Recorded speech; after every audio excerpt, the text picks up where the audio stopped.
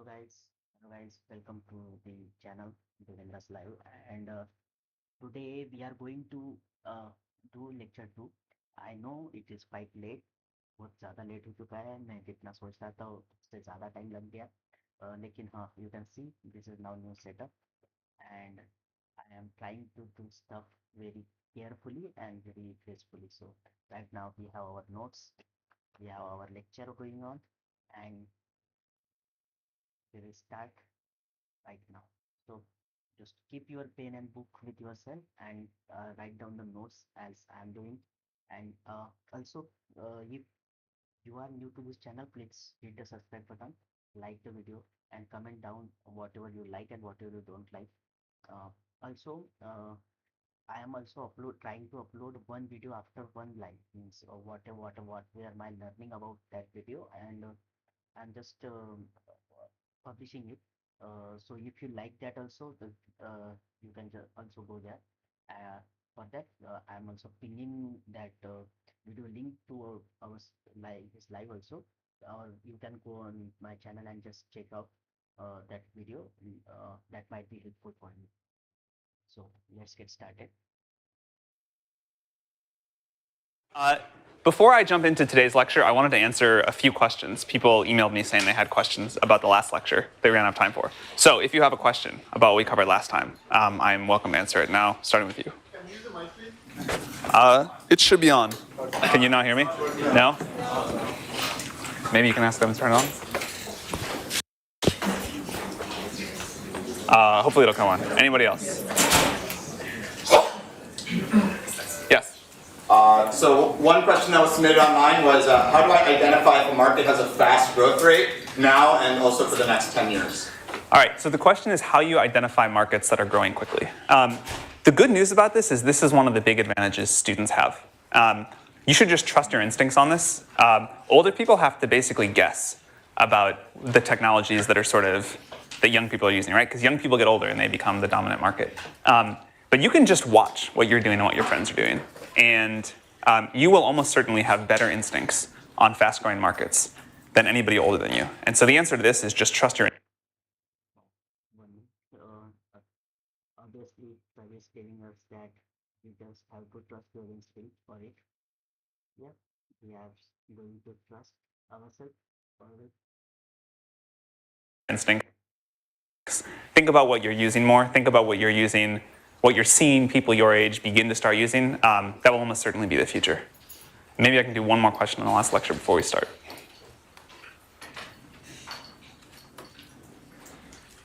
This isn't really the last lecture, but another question online is, how do you deal with burnout while still being effective and remaining effective?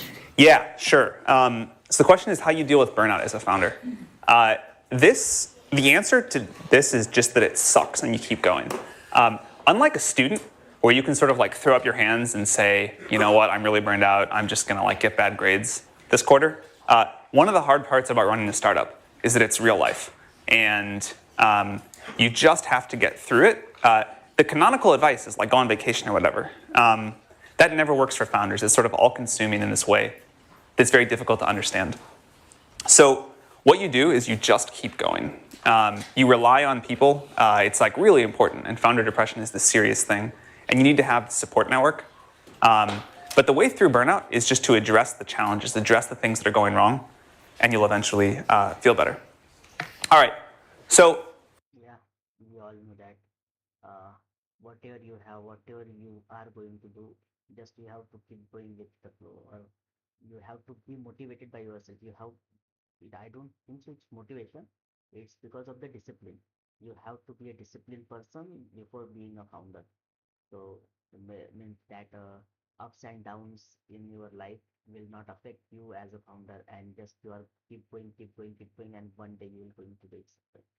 That we all know. It's sorry, just mimicking himself again and again. Last lecture, we covered the idea and the product.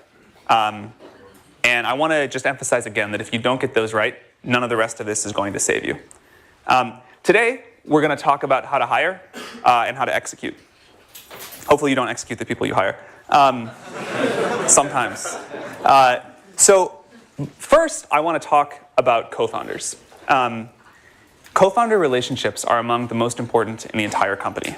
And everyone says that you need to watch out for tension brewing among co-founders and address it immediately, and that's all true.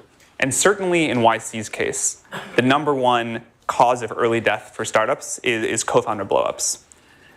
But for some reason, a lot of people treat choosing their co-founder with even less importance than they put on hiring. Don't do this. This is one of the most important decisions you make in the life of your startup, and you need to treat it as such. And for some reason, students are really bad at this. They just pick someone. They're like, I want to start a business. You want to start a business? Let's start a startup together. There are these like co-founder dating things where you're like, hey, I'm looking for a co-founder. We don't really know each other. Let's start a company. And this is like crazy. You would never hire someone like this. And yet people are willing to choose their business partners this way. Recently watching one case, and there was one episode, I don't know. Then look, one of his guys said that you don't have even lived one day with him, and you are just telling he's your friend, and you don't have a. And he just asked his friend, "Are you going to execute me?" And he just said no, and he just okay, fine, I'm not worry about it. So that's all the boys things. So if I am a founder, if I am a person who wants to start a company, I'll just make sure one guy, he is more like me, and he also wants to start a company. We'll just match and do start building. So, but sir said it is the wrong decision. You can't do that like that. But if you are means according to my instinct, what sir say, I don't know.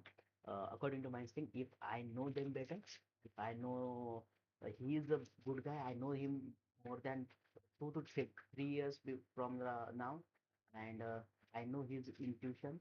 I know he is not going to stab behind me, and then I'm good to go with him as a co-founder. That is my intuition. What sir said, they will take. It's really, really bad. And choosing a random co-founder or choosing someone you don't have a long history with, choosing someone that you're not friends with so that when things are really going wrong, you have this sort of past history to bind you together, usually ends up in disaster. We had one YC batch where 9 of about 75 companies added on a random co-founder between when we interviewed the companies and when they started, and all 9 of those teams fell apart the next year. The track record for founders that don't already know each other is really bad. A good way to meet a co-founder is in college. If you're not in college and you don't know a co-founder, the next best thing I think is to go work in an interesting company. If you work at Facebook or Google or something like that, it's probably almost as co-founder rich as Stanford. It's better to have no co-founder than to have a bad co-founder, but it's still bad to be a solo founder. I was just looking at the stats here before we started. For the top, and I may have missed one because I was counting quickly, but I think that for the top 20 most valuable YC companies, all of them have at least 2 founders. And we probably fund at a rate of something like 1 out of 10 solo teams. Yeah, we all know. Then 2 friends mates, then the result and the history notes them. Like Mark Zuckerberg and one of his friend, like I don't know his name actually, but they are also 2 friends. I watch social media thing from them. And there are so many names we know that if 2 friends meet, they made a history. Like, so uh, the co-founder, having co-founder is very, very important. You can split your work, you can do many things, and you can just fast track your journey. That's it. So best of all, founder you know, co-founder you know. Better than that, or not as good as that, but still okay, solo founder. Random founder you meet. Again, students do this for some reason. Really, really bad. So as you're thinking about co-founders and people that could be good, there's a question of what you're looking for, right? And at YC, we have this public phrase, and it's relentlessly resourceful, and everyone's heard of that. And I think that really is a very good description for what you're looking for with co-founders. You definitely need relentlessly resourceful co-founders. But there's a more colorful example that we share at the YC kickoff. Paul Graham started using this, and I've kept it going. So you're looking for co-founders that need to be unflappable, tough, they know what to do in every situation, they act quickly, they're decisive, they're creative, they're ready for anything. And it turns out that there's a model for this in pop culture. And it sounds really dumb, but it's at least very memorable. And we've told every class of YC this for a long time. And I think it helps them. And that model is James Bond. And again, this sounds crazy, but it will at least stick in your memory. And you need someone that behaves like James Bond more than you need someone that is, an expert in some particular domain. As I mentioned earlier, you really want to know your co-founders for a while, ideally years. This is true for early hires as well, but incidentally, more people get this right for early hires than they do for co-founders. So again, take advantage of school. In addition to relentlessly resourceful, you want a tough and a calm co-founder. There are all the obvious things like smart, but everyone knows that you want a smart co-founder. Most people don't prioritize tough and calm well enough, especially if you feel like you yourself aren't. You need a co-founder who is. If you're not technical, and hopefully most people in this room are, you really want a technical co-founder. There's this weird thing going on in startups right now where it's become popular to say, like, you know what? We don't need technical founders. We're going to hire people. We're just going to be great managers. That doesn't work too well in our experience. Software people really should be starting software companies. Media people should be starting media companies. So in a YC experience, 2 or 3 co-founders seems to be about perfect. 1, obviously not great. 5, really bad. 4 works sometimes, but 2 or 3, I think, is what to target. I believe only 2 works well. If you there is also a name like that. If you know the chemistry and I know the business. Okay, so in the software industry is like you know the software industry and I know the business. So something like that, and you are just keep going. Okay, the second part of how to hire, try not to. So one of the weird things that you'll notice if you start a company is that everyone asks you how many employees you have. And this is the metric people use to sort of judge how real your startup is and how cool you are. And if you say you have a high number of employees, they're really impressed. And if you say you have a low number of employees, then you sound like sort of this little joke. But actually, it sucks to have a lot of employees. And you should be proud of how few employees you can have. Lots of employees ends up with things like a high burn rate, means you're losing a lot of money every month, complexity, tension, slow decision making. The list goes on, but it's nothing good. So you want to be proud of how much you can get done with a small number of employees. Many of the best YC companies have had phenomenally small number of employees for the first year, sometimes none besides the founders. They really try to stay small as long as they possibly can. Yeah, we all know me and my friend are trying to build something, and right now we are only 2 people, and it's very good to have 2 people only because he's thinking about and worrying about everything, every code, and I'm thinking about the research and what should we can pitch to the investor or something. Uh, uh, Initially, we don't like to have an investor itself also, so that's what we are thinking about. And as the Sam Altman says us, you don't have to be a much people in your company right now. So right now we also have so many AI tools. We have NA10s to make workflows to automate things. So we don't need much people right now as a founder. So if you are a starting company, you don't need you even don't need so many people to start it. You just have to you and your co-founder. That's it. At the beginning, you should only hire when you have a desperate need to. Later, you need to learn how to hire fast and scale up the company. But in the early days, the goal should be not to hire, not to hire. And one of the reasons this is so bad is that the cost of getting an early hire wrong is really high. In fact, a lot of the companies that I've been very involved with that have had a very bad first hire in the first 3 or so employees never recover from it. It just kills the company. Airbnb spent 5 months interviewing their first employee before they hired someone. And in their first year, they only hired 2 people. Before they hired a single person, they wrote down a list of the cultural values that they wanted any Airbnb employee to have. One of those was that you had to bleed Airbnb. And if you didn't sort of agree to that, they just wouldn't hire you. As an example of how intense Brian Chesky is, he's the Airbnb CEO, he used to ask people before he hired them at Airbnb if they would take the job if they got a medical diagnosis that they had 1 year left to live. He wanted them to be that committed. Later, he decided that was like a little bit too crazy. And I think he relaxed it to 10 years. But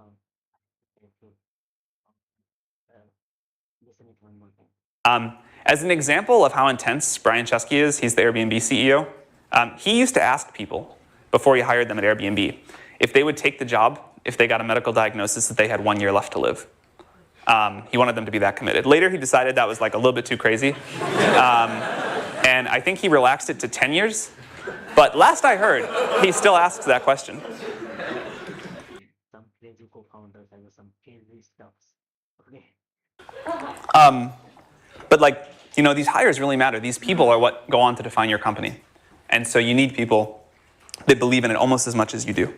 And it sounds like a crazy thing to ask, but he's gotten this culture of extremely dedicated people that come together when the company faces a crisis. And when the company faced a big crisis early on, everyone in the company lived in the office, and they shipped product every day until the crisis was over. One of the remarkable observations about Airbnb is if you talk to any of the first, say, I don't know, 40 or 50 employees, they all feel like they were part of the founding of the company. And this is really hard to get right, and this is really rare. But by having an extremely high bar and hiring slowly and making sure everyone believes in the mission, you can get that.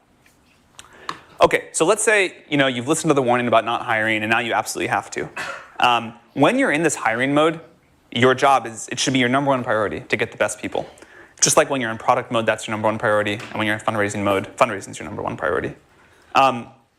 One thing that founders always underestimate is how hard it is to recruit.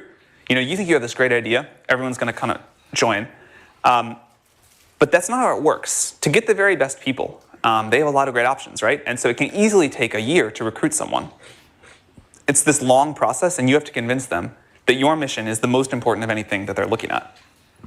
This is another case of why it's really important to get the product right before anything else. The best people know that they should join a rocket ship. By the way, that's my number one piece of advice. If you're going to join a startup, pick a rocket ship. Pick a company that's already working, and that not everyone yet realizes that, but it's because you're paying attention that it's going to be huge. And again, you can usually identify these. But good people know this, right? And so good people will wait, and they want to see that you're on this breakout trajectory before they join. One question that people asked online this morning is how much time you should be spending hiring. The answer is either like 0 or 25%. You're either not hiring at all, or it's probably your single biggest block of time.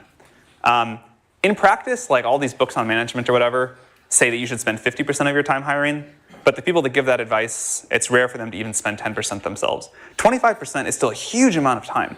But that's really how much you should be doing once you're in hiring mode. Okay, so if you compromise and hire someone mediocre, you will always regret it. We always like to warn founders of this. No one really feels it until they make the mistake the first time. But it can poison the culture. Mediocre people at a big company cause some problems. They don't usually kill the company. A single mediocre hire in the first 5 will often, in fact, kill a startup. A friend of mine has a sign up in the conference room that he uses for interviews. And he positions the sign so that the candidate is looking at it while they're interviewing. And it says that mediocre engineers do not build great companies. Yeah, that's true. It's really true. You can get away with it in a big company, right? Because people just sort of fall through the cracks. But every person in a startup sets the tone. So if you compromise in the first, say 5, 10 hires, it might kill the company. And you should think about that for everyone you hire. Will I bet the future of this company on this single hire? And that's a tough bar. At some point in the life of the company when you're bigger, you will compromise on a hire. There will be some pressing deadline or something like that. You will still regret it. But this is the difference between theory and practice. And we're going to have later speakers talk about what to do when this happens. But in the early days, you just can't screw it up. Sources of candidates. This is another thing that students get wrong a lot. The best source by far for hiring is people that you already know, and people that other employees in the company already know. Most great companies in tech have been built by personal referrals for the first at least 100 employees, and often many more. Most founders feel awkward about calling everyone good that they've ever met and asking their employees to do the same. But you'll notice that if you go work at Facebook or Google, one of the things they do in your first few weeks is an HR person sits you down and like beats out of you every smart person you've ever met, no matter how likely you think you are to be able to recruit them. And these personal referrals really are the trick to hiring. So you have to like go way beyond your comfort zone here. Another tip is to look outside the valley. It is brutally competitive to hire engineers here, but you probably know very good people living elsewhere in the world that would love to work with you. Another question that founders ask us a lot about is experience and how much that matters. The short version here is that experience matters for some roles and not others. When you're hiring sort of like, someone that is going to run a large organization of your company, experience probably matters a lot. For most of the early hires you make in a startup, experience doesn't matter very much, and you should go for aptitude and believe in what you're doing. Most of the best hires that I've ever made in my entire life have never done that thing before. So it's really worth thinking, like, is this a role where I care about experience or not? Most of the time you don't, in the early days.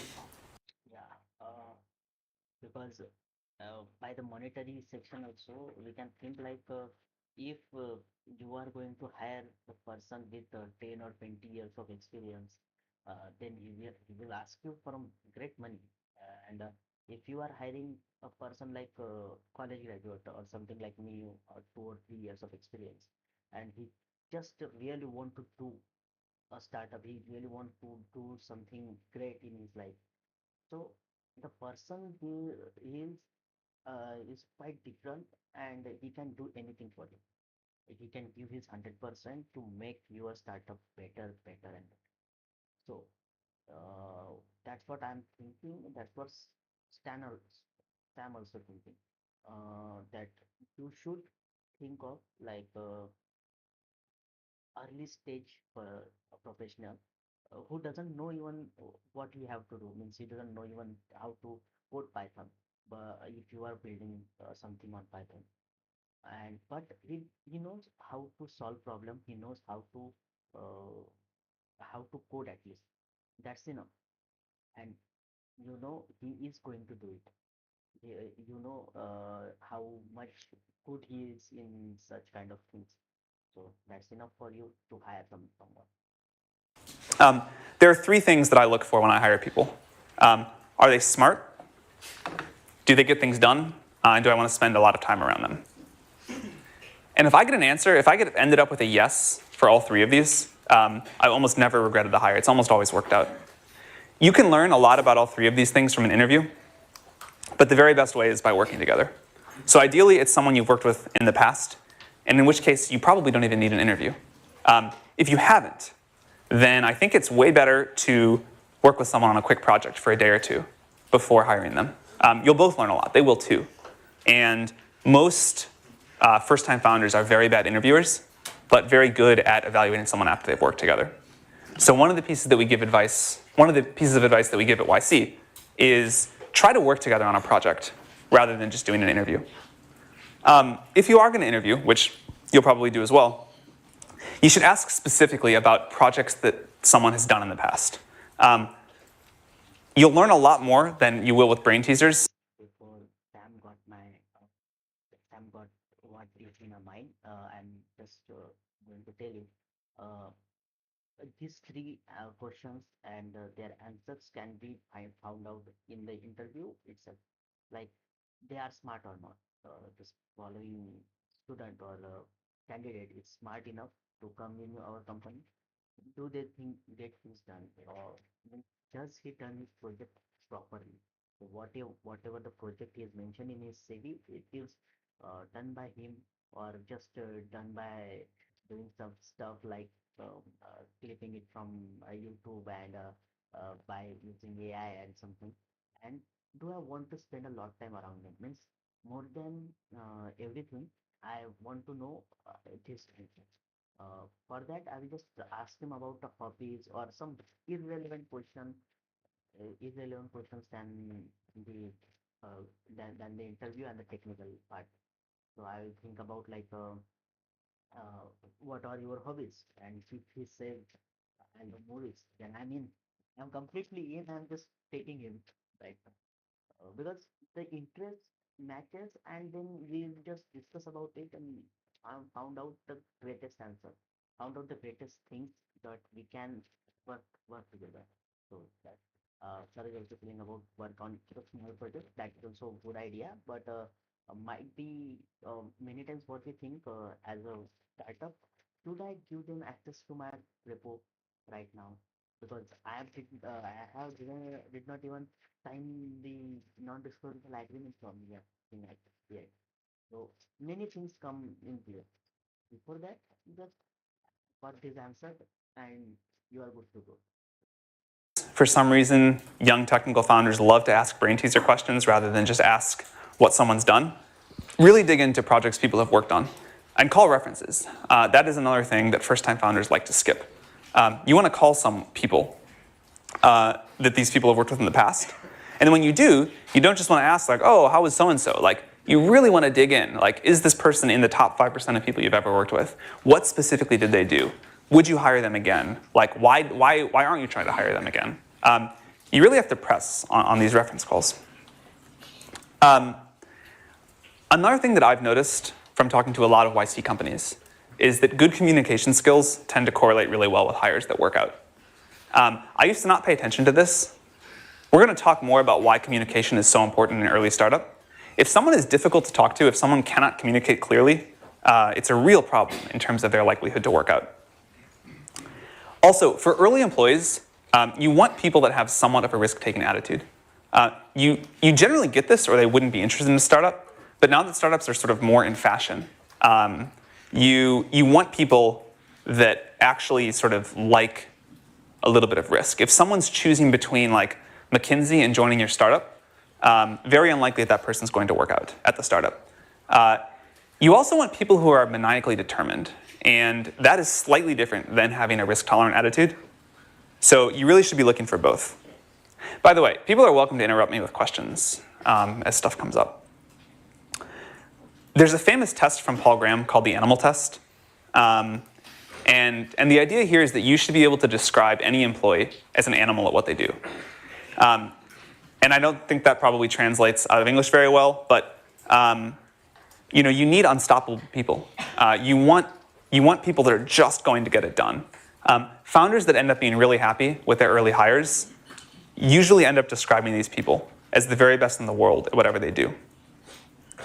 Mark Zuckerberg once said that he tries to hire people that A, he would spend time with socially, and B, that he'd be comfortable reporting to if the roles were reversed. This strikes me as a very good framework. You don't have to be friends with everybody, but you should at least enjoy working with them. And if you can't have that, you need to at least deeply respect them. But again, if you don't want to spend a lot of time around people, you should sort of trust your instincts on that. While I'm on this topic of hiring, I want to talk about employee equity. Founders screw this up all of the time. I think that as a rough guideline, you should aim to give 10% of the company to the first 10 employees. They have to earn it over 4 years anyway. And if they're successful, they're going to contribute way more than that. They're going to increase the value of the company by way more than that. And if not, then they won't be around anyway. So for whatever reason, founders are usually very stingy with equity to employees and very generous with equity to investors. And I think this is totally backwards. I think this is one of the things that founders screw up the most often. Employees will only add more value over time. Investors sort of like write the check, and then despite a lot of big promises, don't usually do that much. Sometimes they do. But your employees are really the ones that build the company over years and years. So I believe in like fighting with investors to reduce the amount of equity they get, and then being as generous as you possibly can with employees.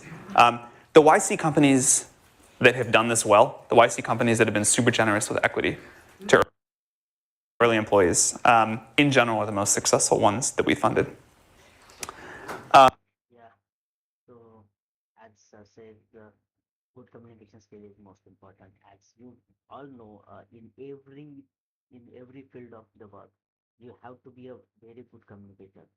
Because if you can't express what you want to, and if the person he is also not expressing what he wants, what the problems he is facing or something, so that will not come in my place, and that will not understandable by me. I'll just shout on him and things got worse. Then mechanically determined he should be like and pass uh, animal stuff like what we can say like if you know the ox uh, mm, uh, the farm he's working and working and he's not asking you anything you have to feed him and he's just working and working and working. So he has to pass through that stage. I personally doesn't believe that this is a good idea, but as Sam says, so this might make sense or some after some time in my life. All right. So one thing that founders forget is that after that they hire employees, they have to retain them.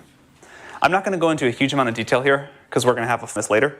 But I do want to talk about it a little bit because founders get this wrong so often. You have to make sure that your employees are happy and feel valued. This is one of the reasons that big equity grants are important. People in the excitement of joining a startup don't think about it much, but as they come in day after day, year after year, if they feel like they've been treated unfairly, that will really start to grate on them, and resentment will build. But more than that, learning just a little bit of management skill, which first-time CEOs are usually terrible at, goes a long way. One of the speakers at YC this summer, who is now extremely successful but struggled early on and had his team turn over a few times. Someone asked him what his biggest learning was, and he said that it turns out you shouldn't tell your employees they're fucking up every day unless you'd like them all to leave, because they will. But as a founder, this is this like very natural instinct, right? You think you can do everything the best, and it's easy to tell people when they're not doing it well. So learning just a little bit here will prevent this like massive team churn. So something like that. If you are hired something, you have to keep them around. You have to give them whatever it needs if you are going to succeed. Um, for that, I'm just thinking like find a person who is growing with you, right? uh, it's more likely if you are a content creator and if you want a video editor for you, just found out one guy who is quietly interested in video editing and you don't know much about it. Just get him and try to grow him with yourself. That will be best way to come up. I'm also looking for one editor right now, so I'm thinking of doing it. It also doesn't come naturally to most founders to really praise their team. It took me a while to learn this too. You have to let your team get all the credit for everything good that happens, and you take responsibility for the bad stuff. You have to not micromanage. For that, I'm just a fan of Rohit Shetty. Whatever bad does, he just say it is my fault, and if whatever the good stuff, he says it's my team's wellness. So whatever the thing is, that is the very great ideal leader. If you are, then you should do this. Like every bad stuff has my responsibility, and every good stuff has my team done a great job. That's it. You have to like continually give people new areas of responsibility. These are not the things that most founders think about. And I also give them a great chance to come up and come forward and do stuff by himself. Like the good peoples are really wanted work actually. They wants to work on something. They wants to keep going in his life. So you have to give them very great work again and again and different work so that he is also growing and you are also growing. think the best thing you can do is be aware that as a first-time founder, you are likely to be a very bad manager and try to overcompensate for that. Dan Pink talks about these three things that motivate people to do great work: autonomy, mastery, and purpose. I never thought about that when I was running my company, but I've thought about it since. And I think that's actually right. And I think it's worth trying to think about that. It also took me a while to learn to do things like one-on-ones and give clear feedback. All of these things that first-time CEOs just don't do until they get burned a few times. But maybe my personal stuff is coming up. So like that, if your company is quietly big, means after startup you just made your thing, and now you hired some managers uh, over the main developers, team leaders, and everyone. Then what the problem as a founder we do, we don't interact with the lower people, means the developer itself, developer or team leader or someone. We don't interact with them. We just interact with manager, and we think we done a fabulous job. But that's not a correct thing. You just have to talk one by one, one on one, as a feedback. That might be also motivational for the employee itself, and you can also know what he actually wants. It's more likely to be having fun with your employees, having do some great stuff. Sir says, very start you are a terrible manager, right? So you have to overcompensate them with your everything, with your talking, with your time, with your everything. So according to me, you have to just give 5 to 10% of your time after being a good company to your employees itself. If you don't give them, they will just go. They will just leave the company. Um, that's my intuition. Maybe I can save you from doing that. All right, and the last part on the team section is about firing people when it's not working. No matter what I say here, this is not going to prevent anyone from doing it wrong. And the reason is that firing people is one of the worst parts of running a company. Actually, in my own experience, I think it is the worst. Every first-time founder waits too long. Everyone hopes that an employee will turn around. But the right answer is to fire fast when it's not working out. It's better for the company. It's also better for the employee.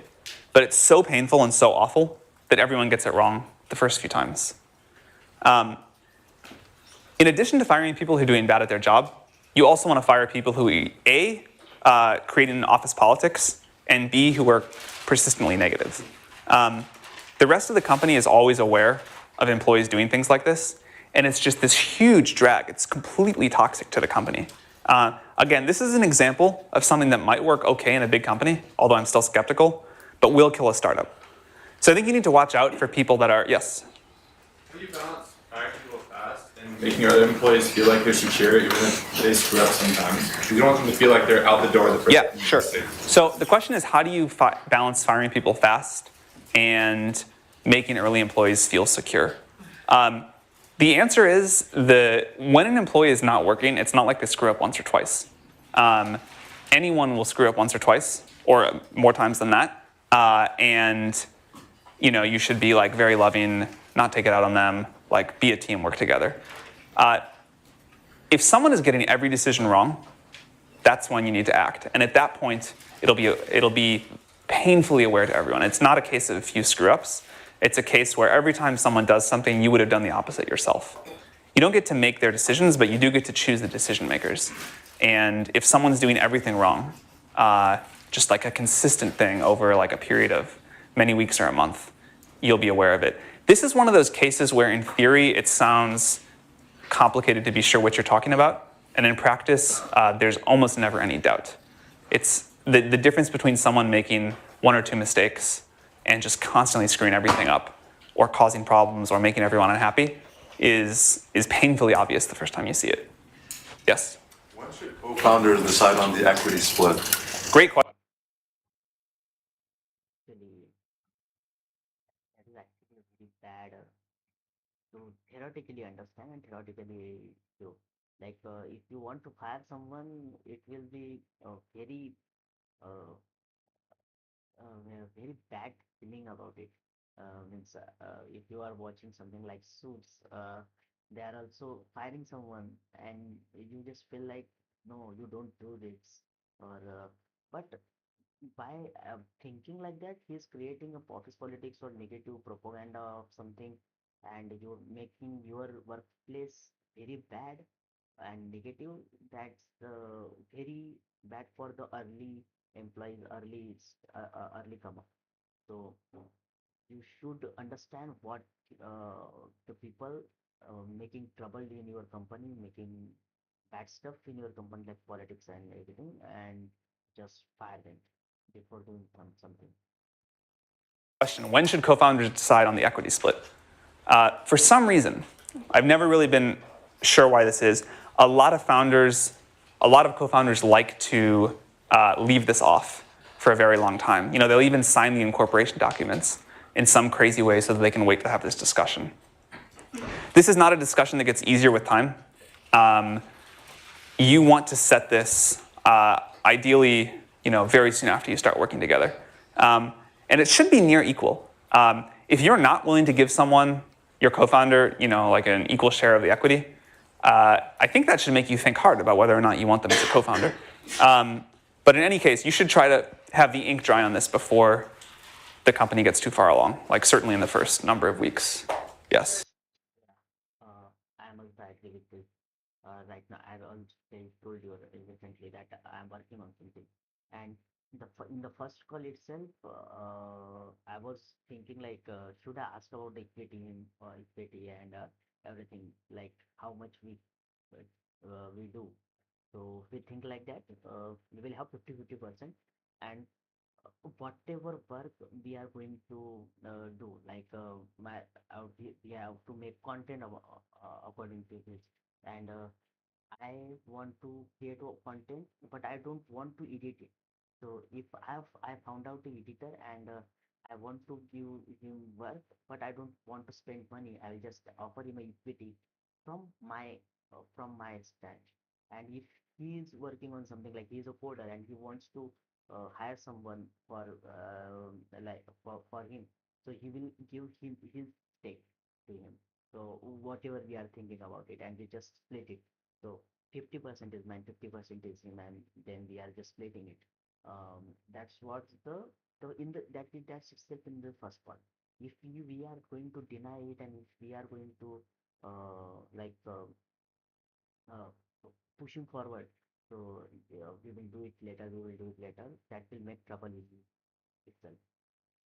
Inexperience can be okay, but then how do you know if it's going to be crippling and just fire without waiting too long? So the question is, I said that inexperience is okay. How do you know if that's going to, if someone's going to not scale up to a role as things go on and later become crippling? People that are really smart and that can learn new things can almost always find a role in the company as time goes on. You may have to move them into something else, something other than where they started. It may be that you hire someone to lead the engineering team that over time can't scale as you get up to 50 people, and you give them a different role. Really good people, though, can almost always find some great place in the company. I have not seen that be a problem too often. Yeah, I also believe that if you are hiring someone in the first place, like he's a coder, but with the time you just realize he is not a good coder, but he is a very good communicator itself. So you can keep him in the analytical team, and if you can keep him in the sales team itself. That he is a very good communicator. You can come with me and just do the stuff more than coding itself. So uh, if the person is inexperienced, but very hardworking, very smart, what he wants to do, he just find the place in your company. You are no, you don't have to think about it much. You just hire him and give him work. He will do it at any cost. Okay. Relationship with your founder or founders breaks down over time and we're ready to split equity and everything. What's the best way to manage that? All right, so the question is, what happens when your relationship with your co-founder falls apart? We're going to have a session on mechanics near the end of the course, but here is the most important thing that founders screw up, which is every co-founder, you yourself, of course, has to have vesting. Basically, what you're doing with co-founder vesting is you're pre-negotiating what happens if one of you leaves. And so the normal stance on this in Silicon Valley is that it takes 4 years. Let's say you split the equity 50-50. It takes 4 years to earn all of that. And the clock doesn't start until 1 year in. So if you leave after 1 year, you keep 25% of the equity. If you leave after 2 years, 50, and on like that. If you don't do that, and if you have a huge fallout, and one founder leaves early on with half the company, you have like this dead weight on your equity table, and it's very hard to get investors to fund you or to do anything else. So number one piece of advice to prevent that is to have vesting on the equity. We pretty much won't fund a company now where the founders don't have vested equity, vesting equity, because it's It is a good idea actually. I don't know before that. So it means I will also suggest with my co-founder about it. Like we are giving 50% of our equity, but if we have to earn it, we will have to work nearly 4 hours, 4 years from now. So in the if I work 2 years and something falls apart, then I will have only 25% equity, and 25% equity will be reserved, so that means if I have a part, then my friend and his company is 50 plus 25% is his, and you can add one investor into that 25% so that you can keep going. So that is a good idea. just that bad. The other thing to do is as soon as problems come up in the relationship between the co-founders, which happens to some degree in every company, talk about it early. Don't let it just sit off there and fester.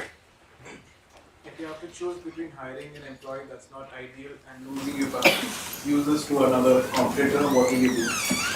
If you have to choose between hiring a suboptimal employee and losing your customers to a competitor, what do you do? If it would be one of the first 5, say, employees of a company, I would lose those customers. I think the damage that it does to the company, you don't want to. It's better to lose some customers than kill the company. Later on, I might have a slightly different opinion, but it's really hard to say in the general case. How about one more question, then I'll keep going? Yes? What's your experience with co-founders who aren't working in the same location? I'm going to get to that later. The question is, what about co-founders that aren't working in the same location? Don't do it. I am skeptical of remote teams in general, but in the early days of a startup, where communication and speed outweigh everything else, for whatever reason, video conferencing or calls just don't work that well. The data on this is look at the, say, like 30 most successful software startups of all time and try to point to a single example where the co-founders were in different locations. It's really, really tough. I'm skeptical about it because me and my co-founder lives in different cities.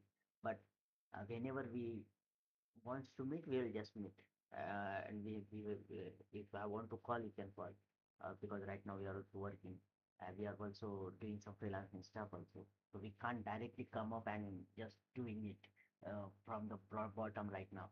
So he has to work in another city. I have to work in another city. So yeah, but if something's wrong, means if the 1% that you want, that 1% come from this startup or something, they'll just move. They just move and just do it. Okay. All right, we'll skip a little bit of this. All right, so now we're going to talk about execution.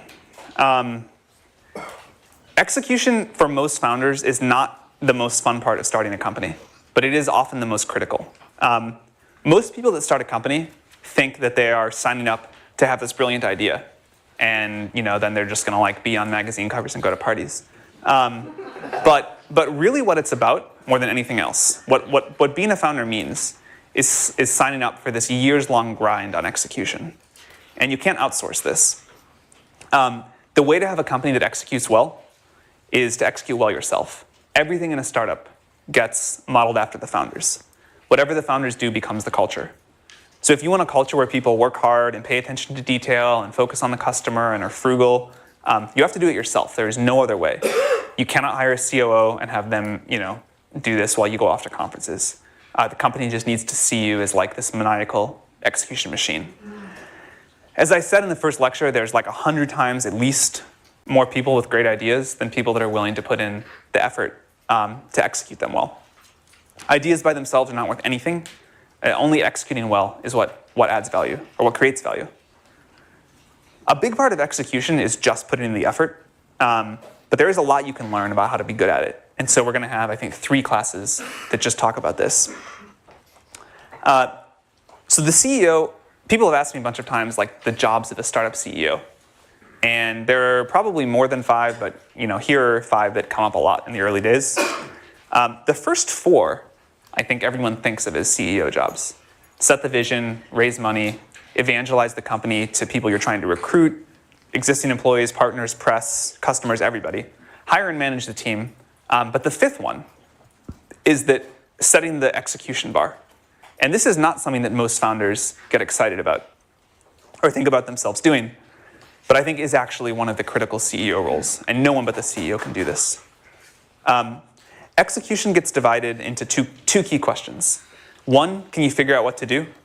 And 2 is, can you get it done? So I want to talk about 2 parts of getting it done, assuming that you've already figured out what to do. And those are focus and intensity parts of getting.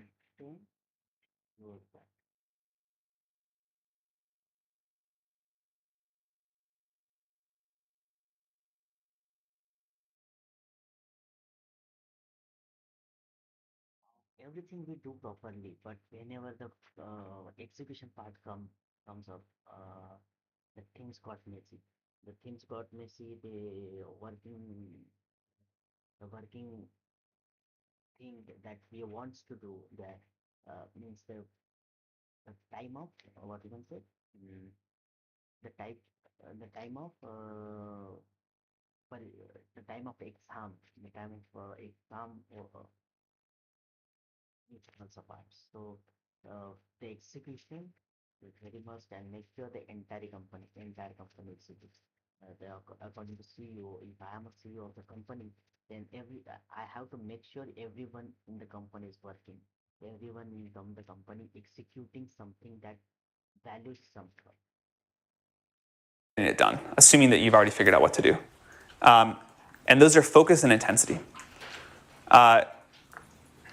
So focus is critical. One of my favorite questions to ask founders is what they're spending their time and their money on.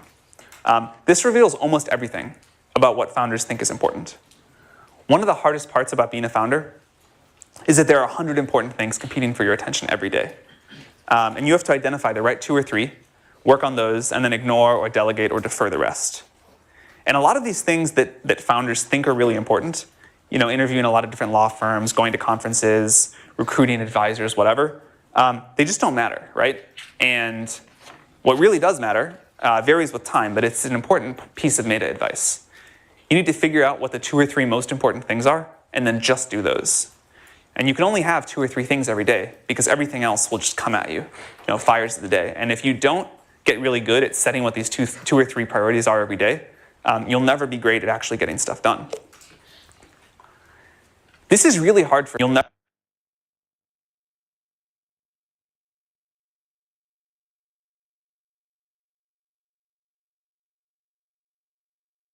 This means you have to make your priority list. If you and you have to do just 2 or 3 things that is most important to you in your startup. And I also believe that you have to do only three things in a day. But that 3 things should be like taking your day. You have to do it properly. That will take you to taking your whole day. Uh, so if you are making your priority list, that is the most important thing as a co-founder and a CEO to come doing it. Never be great at actually getting stuff done. This is really hard for founders, right? Founders are people that get excited by starting new things. Unfortunately, the trick to great execution is to say no a lot. You're saying no 97 times out of 100. And most founders find that they have to make a very conscious effort to do this. Most startups are not nearly focused enough. They work really hard, maybe, but they don't work hard on the right things, and you'll still fail. One of the great and terrible things about starting a startup is that you get no credit for trying. You only get points when you make something that the market wants. So if you work really hard on the wrong things, no one will care. So then there's this question of how do you figure out what to focus on each day? And this is where it's really important to have goals. Most good founders that I know at any given time have a small number of overarching goals for the company. Everybody in the company knows. Could be things like ship a product by this date, maintain this growth rate, get this certain engagement rate, hire for these key roles, get this deal done. But anybody could tell you in the company every week what are our key goals? And then everybody executes based off of that. The founder really does set the focus. Whatever the founder cares about, whatever the founders think are the key goals, that's going to be what the whole company focuses on. And the best founders repeat these goals over and over, far more often than they think they should need to. They put them up on the walls, they talk about them in one-on-ones, all hands meeting every week. But it keeps the company focused. One of the keys to focus, and why I said I think co-founders in different places struggle, is that you can't be focused without really great communication. Even if you only have, say, 4 or 5 people in a company, a small communication breakdown is enough for everybody to be working on slightly different things. And then you lose focus and the company just scrambles.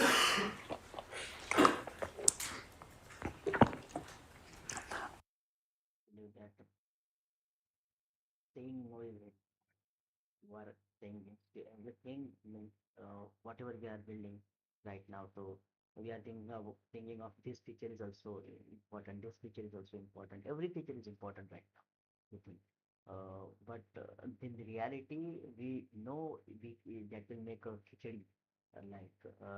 If we are adding so many features at one place, so you have to think of having very less amount of features, very less amount of thing that you have to work.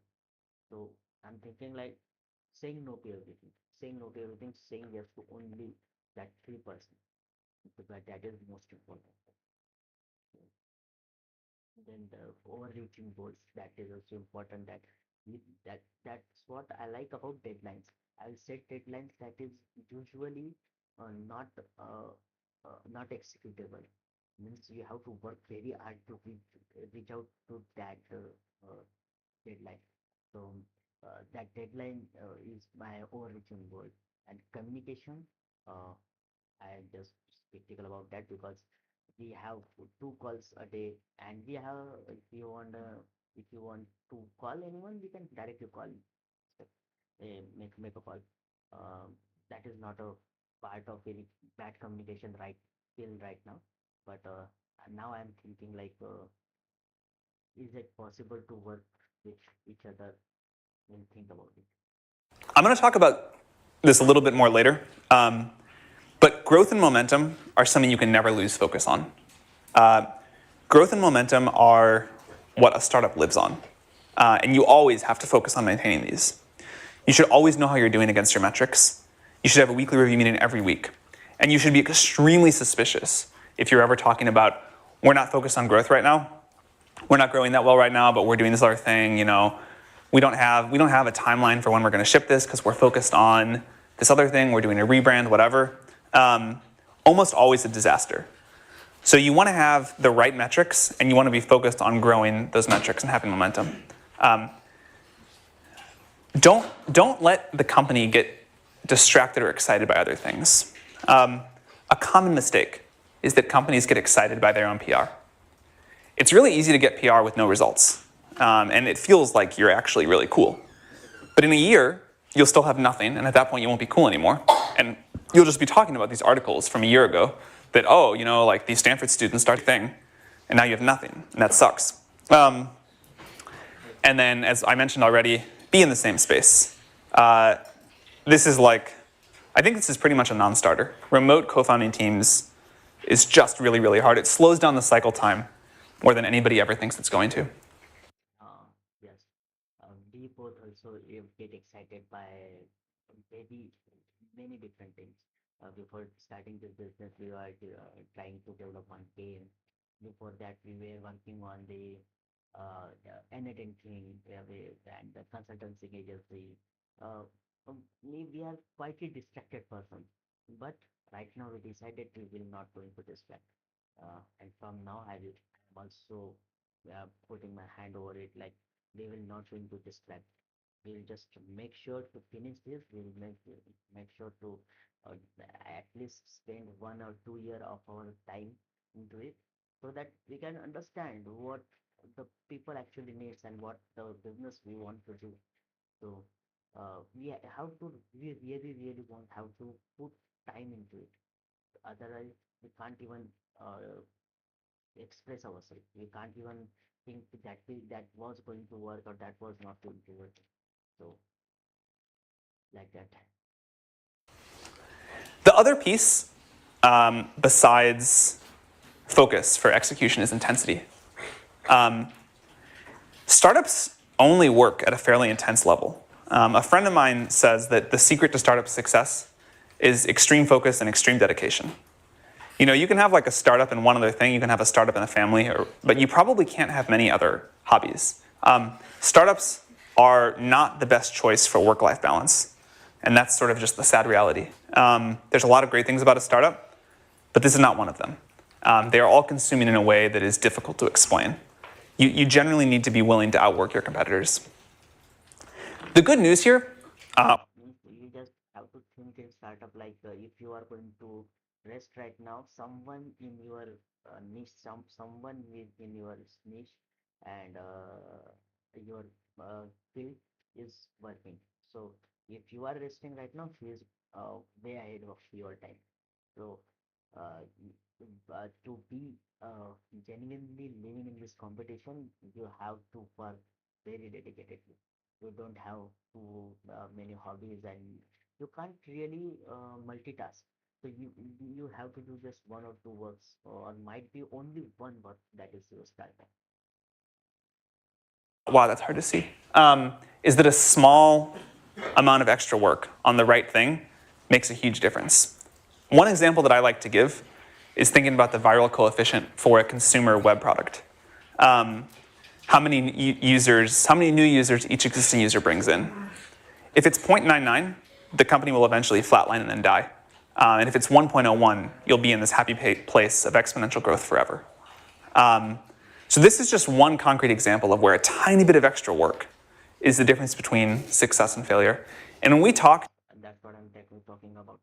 If you are that one person that in the competition you are working and working regularly with discipline and someone who just got rest for the just quite little of time, that coefficient is very important. That coefficient will rise that eventually that you can't even imagine, and something great has been done.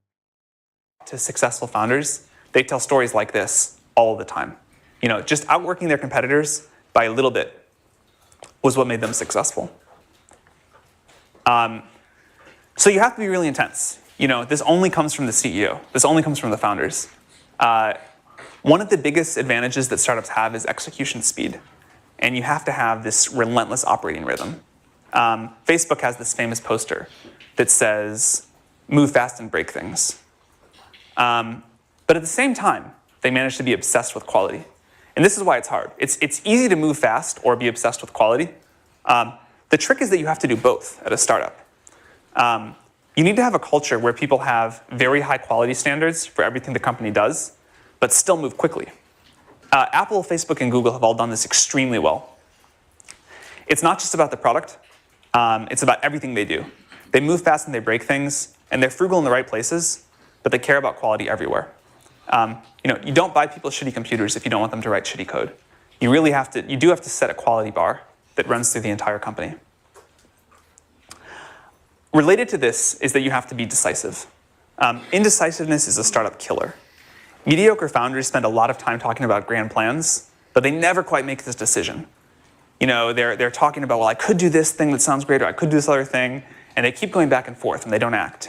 And what you actually need is this bias towards action. The best founders work on things that seem small, but they move really quickly. They get things done really quickly. Every time you talk to the best founders, they've gotten new things done. In fact, this is the one thing that we've learned best predicts the success of founders in YC. If every time we talk to a team, they've gotten new things done, that's the best predictor we have that the company will go on to be successful. Part of this is that you can do huge things in incremental pieces. If you just keep knocking down small chunks one at a time, in a year you look back and you've done this amazing thing. On the other hand, if you disappear for a year and you expect to come back with something amazing all at once, it usually never happens. So you have to pick these right-sized projects. Even if you're building this crazy synthetic biology company, most people would say, well, I have to go away for a year. I can't do this incrementally. There's almost always a way to break it down into smaller projects. So speed is this huge premium, right? The best founders usually respond to email the most quickly. They make decisions the most quickly. They're generally quick in all these different ways. And they just have this do whatever it takes attitude. They also show up a lot. They come to meetings, they come in, they meet us in person. One piece of advice that I have that's always worked for me is they get on planes in marginal situations. How are we doing on time? I'll tell a quick story here. When I was running my own company, we found out that we were about to lose a deal. It was sort of this critical deal from the first big customer in the space, and it was going to go to this company that had been around for years before we were. And they had this all locked up. So we called, we said, hey, we have this better product, you got to meet with us. They said, you know what, we're signing this deal tomorrow, sorry. We drove to the airport, we got on a plane. We were at their office at 6 a.m. the next morning. We just sat there. They told us to go away. We just kept sitting there. Finally, one of the junior guys decided to meet with us. Finally, after that, one of the senior guys decided to meet with us. They ended up ripping up the contract with this other company. And we closed the deal with them about a week later. And I'm sure that had we not gotten on a plane, had we not shown up in person, that would not have worked out. And so you just sort of you show up, you do these things, It's when people say get on planes in marginal situations, they usually mean it. Well, they don't usually mean it literally, but I think it's actually good literal advice. All right. 6 minutes. So. I'll skip that part then. So I mentioned this momentum and growth earlier. Once more, the momentum and growth are the lifeblood of startups. This is probably in the top 3 secrets to executing well. You want a company to be winning all the time. If you ever take your foot off the gas pedal, things will spiral out of control, snowball downwards. A winning team feels good and keeps winning. A team that hasn't won in a while gets demotivated and keeps losing. So always keep momentum is this prime directive for managing a startup. If I can only tell founders one thing about how to run a company, it would be this. For most software startups, this translates to keep growing. For hardware startups, it translates to don't let your ship date slip. This is what we tell people during YC, and they usually listen and everything is good. What happens after the end of YC is that they get distracted on other things, and then growth slows down. And somehow, after that happens, people start getting unhappy and quitting, and then everything falls apart. It's hard to figure out a growth engine because most companies grow in new ways. But there's this thing about if you build a good product, it will grow. And so getting this product right at the beginning is the best way to not lose momentum later. If you do lose momentum, most founders try to get it back in the wrong way.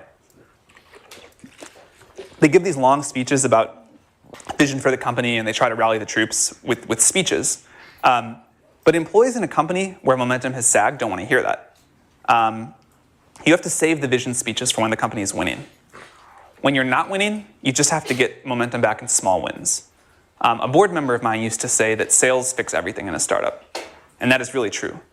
So you figure out where you can get these small wins and you get that done. And then you'll be amazed how all the other problems in a startup disappear. Another thing that you'll notice if you have momentum sag is that everyone starts disagreeing about what to do.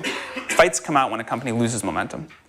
And so a framework for that I think works is that when there's disagreement among the team about what to do, then you ask your users, and you do whatever your users tell you. And you have to remind people, hey, stuff's not working right now. We don't actually hate each other. We just need to get back on track, and everything will work. And if you just call it out, if you just acknowledge that, you'll find that things get way better. To use a Facebook example again, when Facebook's growth slowed in 2008, Mark instituted a growth group. They worked on very small things to make Facebook grow faster. All of these by themselves seemed really small, but they got the curve of Facebook back up. It quickly became the most prestigious group there. Mark has said that it's been one of Facebook's best innovations. According to friends of mine that worked at Facebook at the time, it really turned around the dynamic of the company. And it went from this thing where everyone was feeling bad and momentum was gone, back to a place that was winning. So a good way to keep momentum is to establish an operating rhythm in the company early, where you ship product and launch new features on this regular basis. where you're reviewing metrics, every week with the entire company. This is actually one of the best things your board can do for you.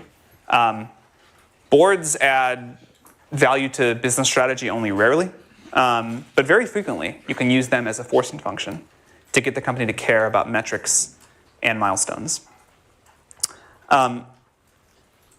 One thing that often disrupts momentum and really shouldn't is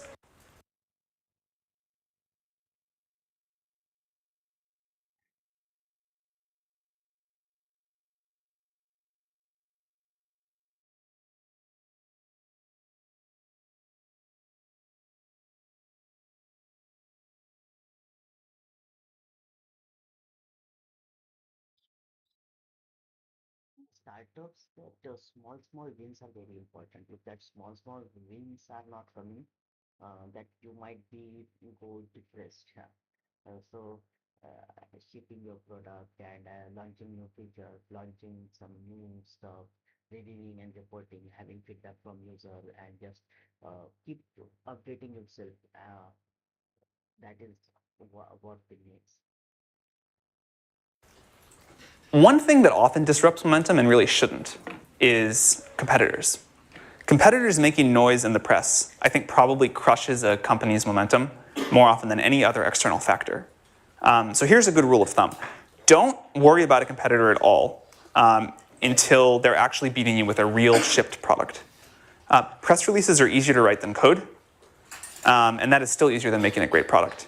So remind your company of this, and this is sort of a founder's role, is not to let the company get down because of the competitors in the press. This great quote from Henry Ford that I love. The competitor to be feared is one who never bothers about you at all, but goes on making his own business better all the time. These are almost never the companies that put out a lot of press releases and that bum people out. Should we move on to this section?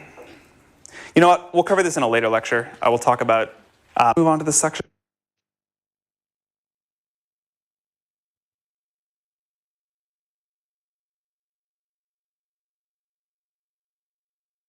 Trying to understand this quote by Henry Ford.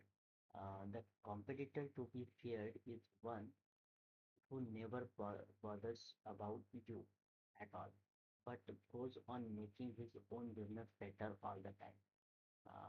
Okay, means the competitor is actually fearing you. That who never bothers you. This competitor to be feared. Okay, there's no one who never bothers you about at all, but goes on making his own business all the time. Means competitor always wants to get your business. Always. And that bum people out. Should we move on to this section? You know what? We'll cover this in a later lecture. I will talk about. Okay, that will be in the next session. That don't spend more money than you have, right? So that's all for this. That's all for this.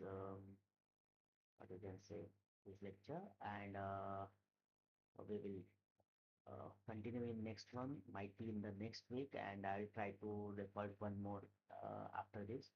Uh, as a what were my learning, because it has so many learnings right now. I'll just package it in once and give it to you so that you don't have to watch all this from the beginning itself. So uh, that's what I'm thinking, and I'm also thinking about one documenting how to document and how to validate your idea as a startup. I made one document, so I want to share it with you all guys. So keep like, share, comment, and subscribe to my channel so that we can move forward to it many times, and we'll just do it. Okay, so that's all. Bye.